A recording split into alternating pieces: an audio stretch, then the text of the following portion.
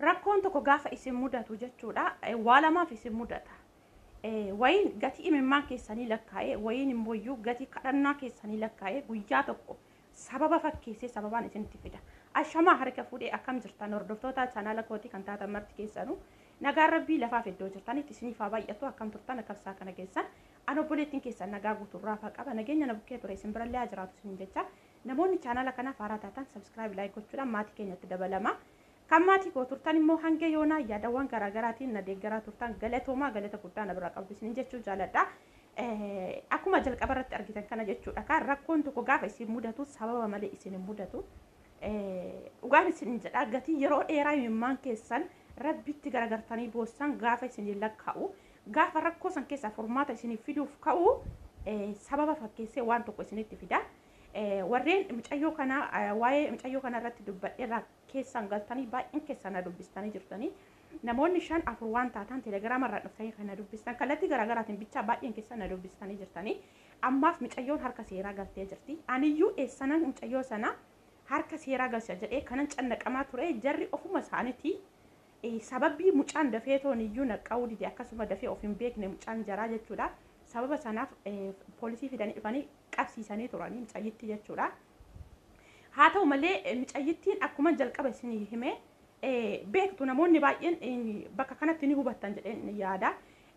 Afaan jaraa biyaansi namni waggaa 2 waggaa 3 ture yoo sirriitti dubbachuu danda'e malee mucayyoon tun immoo erga dhufte waggaa hin guunne isin jedhee jira. Afaan jaraa sirriitti hin dubbattu. Haa ta'u malee gaafa isaan poolisii fidanii dhufanii poolisoonni itti hoolsenan namni kamiyyuu uffata poolisii arge hagam akka rifatu ni beektanii kanaanuu gola namaa keessatti ni iyyite sagalee akka boo'ichaatiin natti dhaga'ama sagalee of fuutee ni boosse jechuudha. Jalqaba duraaniitiin kan koo gaafa na bukkeedha mucaan jaraa kun hin kufe jedhanii mucaan ollaa keenya ka'ee dhaqeen mana jaalatti gaafa dheerfa jettee na biraa baate ammoo too isheen dhuftee waa'ee informeeshinii mucichichaa irraa eeguufan dhaggeeffadhaan silumayyuu jechuudha. Haa ta'u malee isaanii mucaan dafee waan naqqa'uu didee fi poolisii fidanii dhufanii qabsiisanii gaafa qabsiisan kanatti ni iyyite sagalee boo'ichaa natti dhaga'ame. Hojjechaatan jiraa hojii sana isan fiigeen bayaalatti gaafan fiigee bahuu kaattee dhuftee natti maramte anatti jechuudha. Maaliif ni beektan namni kamiyyuu jechuudha rakkoon gola namaa keessa gaafa jirtan gaafa rakkoon isin mudate jechuudha simmeetii akkamii keessa akka galtan maaltu akka isinitti dhaga'amu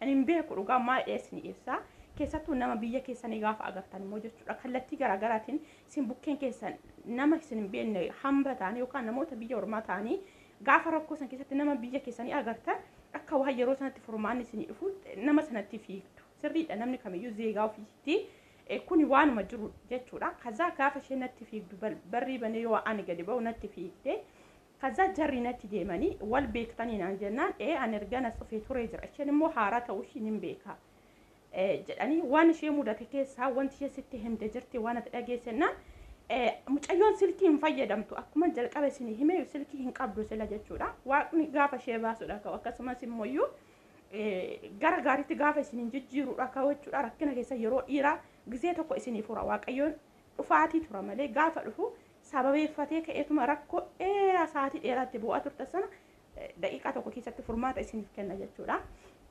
Haa ta'u malee hin beektaa ishee naan jennaani silkii hin qabdu garuu qaaman immoo akkanatti akka haaraa taatee dhuftee natti himtee jirti akkasuma yeroo baay'ee manni naan taane jettee bu'aa turte garuu ani furmaata gochuuf hin dandeenye imbaasii isheen irraan dhufte yookaas immoo biiroo isheen irraan dhufte sababan hin beekneef hin jedheen jaraan afaan jaraa ka amma ta'e tokko ani as turee jira nan dubbadhaani isheen hamma ta'e tokko hin dhageessi malee akka kosanatti hunda isaa malsiisaa deebisuuf sababa hin dandeenyeef jechuudha mucayyittiin. Walumaa galatti ani daawuna fuudhanii deeman jedhee yaadda'e dhugaa keessa kan koo baay'ee tokko na hawlata na fuudhanii deeman ishii faana jechuudha. Osoo na fuudhanii deeman rakkoo tokko hin qabu yaadda'u maaliif jennaani wongalee garuma biyya koo gala malee rakkoon tokko hin dhufu. Kanaaf bilbila hin qabdu isheen naan jedhanii bilbila hin qabdu bilbila kootiin yeroo tokko yeroo lama waan ta'e maatii ishii dubbisiiseen ture ani hin jedheen. Kazaa wanta sitti waaqayyo sin oolchuuf gaafa dhufu sin jedhee jalqaba irratti jechuudha. Mucichichi hin naqqaane garuu dooktorri immoo isa marammare suni mucichichi maaliin akka rukutamee argee jira mucaa kan dha'ee teebilii gimmaasha gonni isaa karaa qarasaa ni beektu namoonni teebilii kompiitarri irra taa'u jechuudha. Kan laaptooppii irra godhatu jechuudha. Sanatu dhahee garuu keessatti dhiige jechaa jiranii kan ishee mucayyoon akka jetteetti gonnii kanaan jetteerti naannawa kareesaa kana dhahe na fakkaata keessatti dhiige jedhanii mucaa yaala guddaa barbaada. Ganaa jechuudha mucaa yaala guddaa barbaada. Kanaaf sanarra kan isaan dhufanii ishee qabsiisuuf yaalan jechuudha. Kanaaf iyyuu amma asitti maaltu ta'ee jarri mucayyittii sirriitti qorachuu qaban. Warri mucaa maal jedhaniin achi isheetu reebee jedhaniin. Reebuu ishee sana isaan immoo ragaa ittiin qaban yookaas immoo gushiin reebdu namni argee hin jiru waan ta'eef mucaan hin kufee akkuma isheen jalqaba isinii dubbadhe inni dhufee ishee qabee jennaani rifaatuudhaan darbitee ofirraa kuffistee gaafa darbitu dhaqee teebilii sun jechuudha gaafa inni kufuu jechuudha. Isheen hin oskine waan kana dubbattee jirti sirriidha nan darbe jetteerti dhufee na qabe naan jetteerti garuu jaraan akkasitti jechuun hin dandeenye kan keenya afaan amaariffaa sabanatti dubbattee famma ta'e tokko jechuudha. Afaan amaariffaatiin immoo akkas jettee isaan as radda'uu saban dandeenyeef yeroo sanatti waan sana isaan hin dhageenye anillee irra deebi'ee sana dubbachuun barbaanne amma jechuudha. Akka isheen rakkoo keessa turte akka isheen bilbila hin qabne dubbadhe ani kana. Kazaa isaan kanuma narraa fudhanii katabatanii kazaa ergee dhuftee ji'a meeqa jedhanii ji'a ammanaati jettee itti himattee anillee itti himee amma maaltu ta'aa jira marmaraan mucaa sanarratti mul'ate waan biraa kan jarri himani jarri mucaa immoo isheetu reebi jedhanii jiru. Mucayyoon immoo ofuma ishee iyyuu akka rakkoo keessa jirtu dubbattee jirti. Anillee isheerraa afaan kan keenya afaan amaariffaatiin isheerraa fidee jaratti waan isheen himataa turte itti himee gara biiroo sana bilbiluu dhaqan. Maaliif gara biiroo sana sababiin isaan bilbilaniif kana duras mucayyoon kuni gara biiroo sanatti gaafa bilbilattu rakkadhe jetteetoo gaafa bilbilattu jechuudha. Bilbila kan kunarraa futeetti bilbiltee turte jechuudha. Adabadhu hojjedhu hojiin sa'aatii kana hojiin hin jiru gara Itoophiyaa galuu barbaadde malee jedhanii malsii deebisanii turan. Lakka isaan jara walii galanii jara ishee fide kana walii galanii tokkoffaa namni biyya kana keessatti jechuudha bahaareen keessatti hin beekta yoo ta'e namni haarofti afaan hin beekne yoo dhufee birri 100 yookaan diinaara 100 kan qacaramu. Namni afaan beeku namni nyaata hojjechuu danda'u immoo haga 120 130 kan qacaramu. Isheen garuu haga yoona birri 80 hojjetaa turte. Warra biiroo sanatti gaafa bilbiltee birriin kollee xiqqoodha damoosni kiyya xiqqoodha akka bittiiniin kanaan hojjedha gaafa isheen jettuuni adabadhu hojjedhu namni kanayyuu dhabee biiroo taa'aa jira jedhanii malsii deebisanii lakka isaan jaraan walii galan.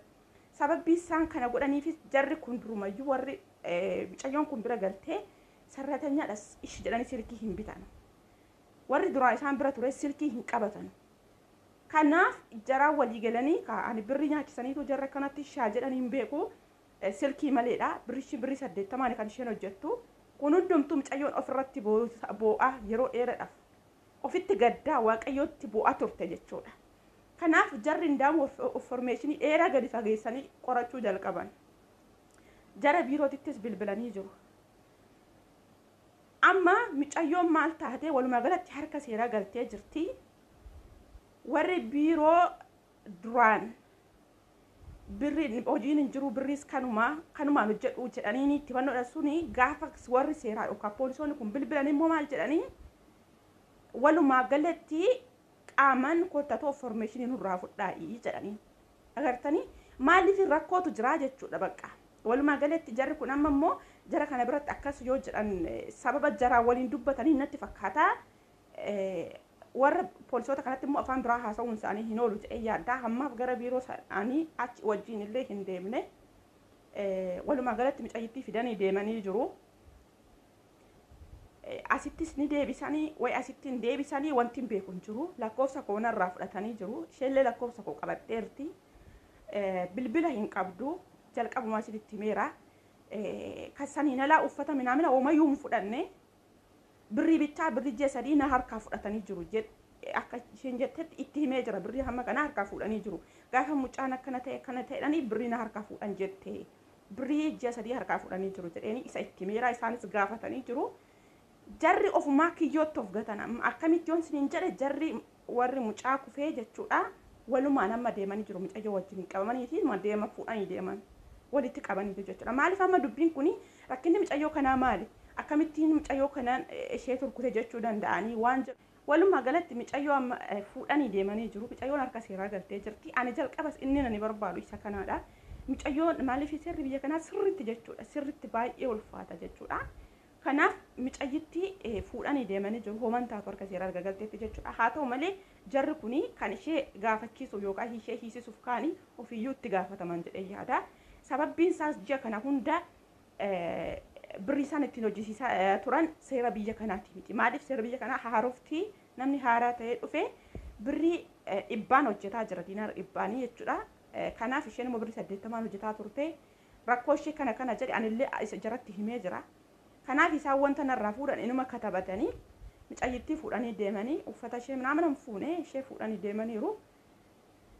Walumaa galatti jarrillee wajjin deemanii jiru. Walumaa galatti amma jarri micayyoo kana qabsiisuu yookaan micayyoo kana hiisisuuf turanii garuu dubbiin gara isaaniitti naanna'ee jira.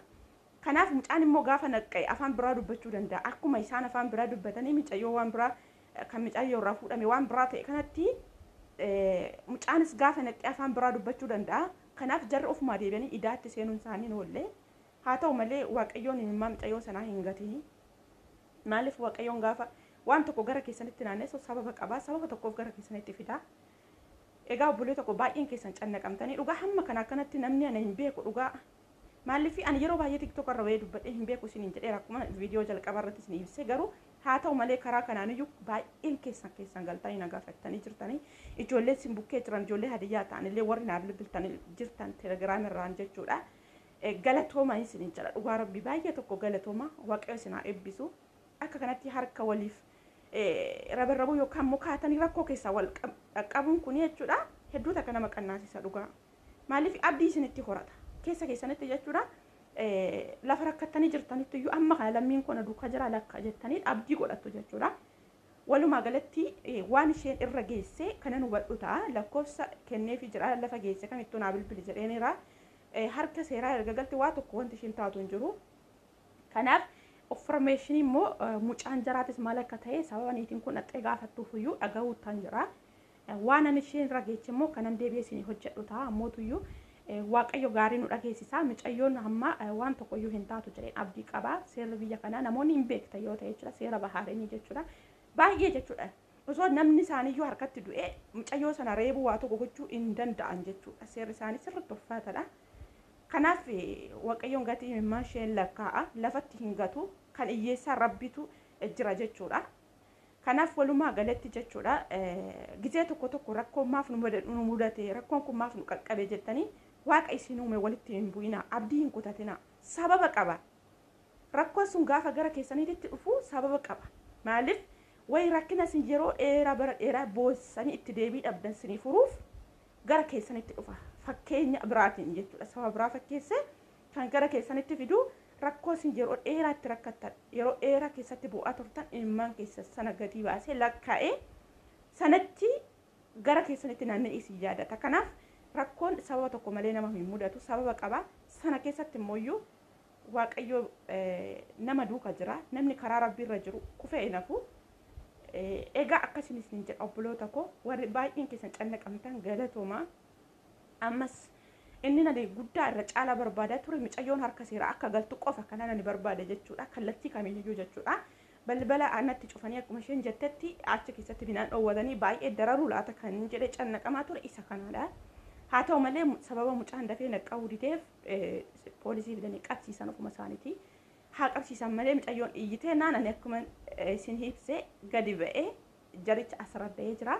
Ani wajjiniin naqamanii deemanii see ana naqamne wanna narraa fuudhuu barbaadan qaalii fuudhanii katabatanii deemanii kan biraa rakkoon biraa jiraate deebinee si gaafa handhaadhanii jiru wayii bilbilanii na gaafachuu danda'anii kan beeku jarri kana booda akkisiin eega jalqabametti micayyittiinis amma dhugaa ishee ba'uufitti warri biiroo sunis maaliifi akkamittiin akka birrii kanaan galchuu danda'an dubbachuu danda'u. Akkamittiin akka silkii qofa hojjisiisuu danda'a silkiin akka hin bitamneef akkamittiin akka seera akkamiitiin akka kana ta'e hundasaa isaan irraa hubachuu danda'anii warra biiroo irraallee lakkoofsicha fudhatanii jiru. Isaan illee dhaqanii dubbisuu danda'anii walumaa galatti waaqayyo waan gaarii nu dhageessisa jedheen abdii qaba. Rabbiin ishee duukaa haa ta'u.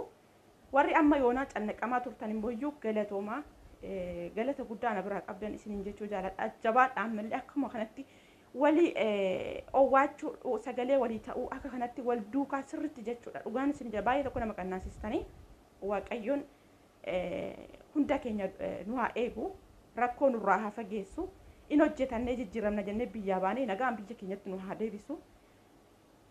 Waan isheen irra geesse amman hubadhee isin hubachiisutti nagaan naaf turaadha. Hangasitti turtii gaariin isin jedha galatoomaa.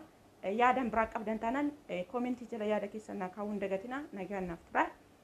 Turtii gaariin isin jedha obboloota kan koo.